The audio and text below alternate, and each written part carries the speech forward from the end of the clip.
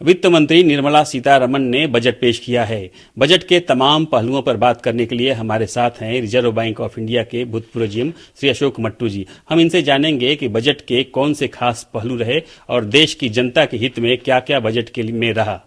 अशोक जी, आपका बहुत बहुत स्वागत है। आप ये बताएं कि आप बजट को कैसे देखते हैं, किस नजरिए से देखते हैं, बजट कैसा रहा?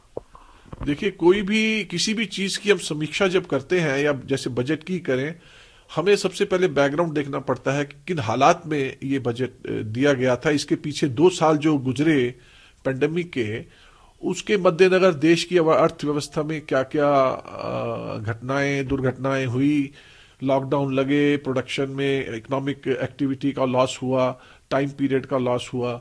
जैसे 2020 और 21 में आप देखिए कंट्रैक्शन हुआ इकोनॉमी में। उसके बाद जो इस साल है, इस साल के आंकड़े जो अब तक आए हैं जिस हिसाब से, उसमें हम ये देख रहे हैं कि कोविड की परेशानी के बावजूद, कोविड की दिक्कतों के बावजूद, लॉकडाउन, लिमिटेड लॉकडाउन ही सही, उसके बावजूद हम ये देख रहे हैं कि जो इकोनॉमिक इंडिकेटर्स जो अभी दिसंबर तक हैं या कुछ जनवरी तक भी आए हैं, चाहे वो टैक्स बॉयंसी हो, चाहे वो इंफ्रास्ट्रक्चर स्पेंडिंग हो, कुछ भी हो, उसके हिसाब से हम समझते हैं कि इस साल की जो ग्रोथ है 9.2% रहने की संभावना है, जो कि इस साल के डेल्टा वेरिएंट के भयानक रूप, उग्र रूप के बावजूद बहुत क्रेडिटेबल है। और आई थिंक ये वर्ल्ड में वन ऑफ दी बेस्ट जो है ग्रोथ रेट है किसी भी देश का।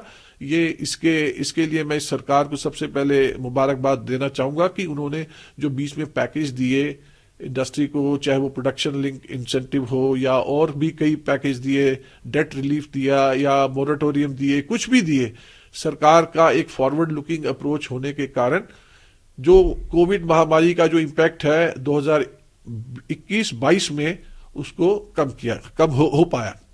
और उसी को आगे बढ़ाते हुए देखिए, इंफ्रास्ट्रक्चर इस समय देश की अर्थव्यवस्था में इंफ्रास्ट्रक्चर एक इंप्रूवमेंट के बावजूद it continues to be bottleneck in so many areas. वहां पर काम करने की जरूरत है। तो ये बड़ा बोल्ड बजट दिया है उन्होंने, जिसमें कि उन्होंने ग्रोथ को प्रायोरिटी दी है कि इकोनॉमी की ग्रोथ को प्रायोरिटी देने से क्या होता है, इकोनॉमिक प्रॉस्पेरिटी बढ़ती है, एम्प्लॉयमेंट बढ़ती है। और जो जिसे कहें हम कि जो वेरियस फैक्टर्स ऑफ प्रोडक्शन है इकोनॉमी के, वो एक्टिव हो जाते हैं और ज्यादा उनको बल मिलता है। अब देखिए, इंफ्रास्ट्रक्चर चाहे कोई भी हो, रेलवे हो, पोर्ट हो, रोडवेज हो, इनलैंड वाटरवे हो। अभी प्रधानमंत्री जी ने नवंबर में अनाउंस किया था पीएम गति शक्ति, जिसमें कि उन्होंने मल्टी मॉडल, ये एक डिजिटल प्लेटफॉर्म होगा, मल्टी मॉडल ट्रांसपोर्ट को इंटीग्रेटेड रहेगा। उसमें क्या होगा कि आपका time movement of goods, services, people movement, उनका टाइम मैनेजमेंट बहुत उसमें इंप्रूवमेंट होगा। ईज ऑफ इंटीग्रेशन से क्या है, ease of travel, ease of movement of goods and services, उससे इंफ्रास्ट्रक्चर बढ़ने से क्या हो जाता है, एफिशिएंसीज बढ़ती है। तो ये बजट जो है, इसमें कमी जरूर होगी। कुछ जैसे मिडिल क्लास के कोई टैक्स रिलीफ एज सच नहीं दिया गया डायरेक्ट टैक्सेस में, इनकम टैक्स में। मैं ये समझता हूं कि इसमें भी एक उम्मीद थी लोगों को, क्योंकि ये जो अभी की जो लिमिट्स है काफी पुरानी है, 7-8 साल पुरानी है। तो इस समय कुछ या एटीसी में कहीं रिलीफ, रिलैक्सेशन मिलना चाहिए था, वो नहीं मिला। ये एक निराशाजनक है।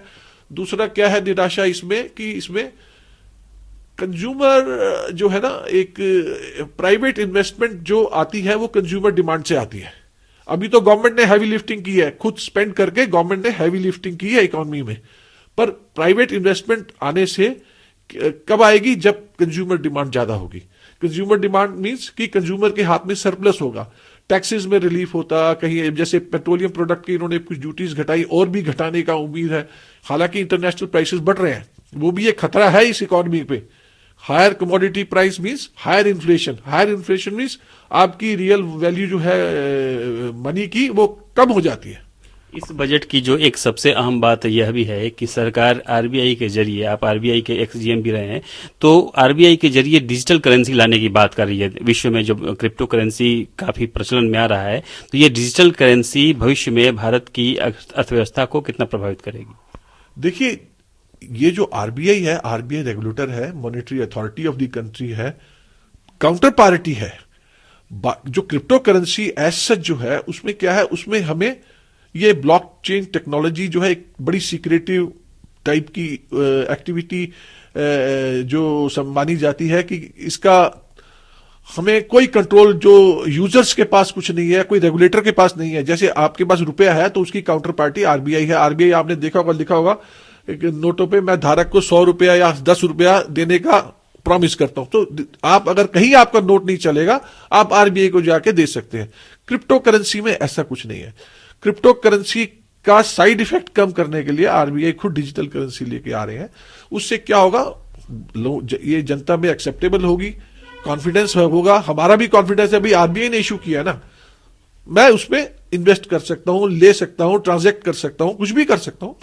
क्रिप्टो में अब क्योंकि वर्ल्ड में एक तरीके सा वर्ल्ड इकोनॉमी में एक पार्ट बन चुका है क्रिप्टो करेंसी, और इसका कोई रेगुलेशन नहीं है, कोई रूल्स नहीं, इंडिया में नहीं है, कानून नहीं है इसको रेगुलेट करने का अभी तक सरकार ने बनाया। हालांकि इस बजट में टैक्सेशन की बात हुई है 30%, पर फिर भी अभी कोई प्रॉपर इसके रूल्स रेगुलेशन नहीं है।